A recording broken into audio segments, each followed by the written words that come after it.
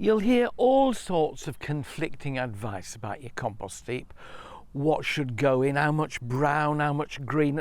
Just don't worry about that. It's very straightforward. You're going to put into your heap things which will rot. One of the first places to start is the obvious one, the waste that comes from the garden. Things like herbaceous perennials that you've cut down at the end of the summer. This is a hardy geranium in here. It's green, it's sappy, it rots quite easily. Some of these stems are a bit thicker. That's quite good, keeps a bit of air in the heap. So any border perennial that you're chopping down, put that into your heap. Leaves. Now a lot of people rot down leaves separately to make leaf mould. Good idea. You can stick them in a black bin liner. They'll take a couple of years before they get brown and crumbly. Soft leaves, like this from a flowering cherry, they can be mixed in with everything else and they can go in the heap, because that way they're adding a bit of lignin, a bit of the woodiness from the stalks of the leaves.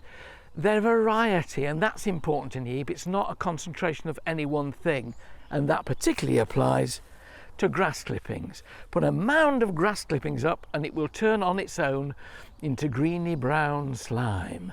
Mix it with everything else and it's great at heating the heap up. Wood, I wouldn't put wood in on its own because it'll be ages and ages and ages before it rots down. But if you've got a shredder or a chipper and you can feed bits of wood through that, then the wood chippings that go in, they will keep it open. They'll stop it getting too brown and gungy like the grass clippings do, and thicker stems from your perennials will do the same thing. Is there anything in the garden that you shouldn't put on it?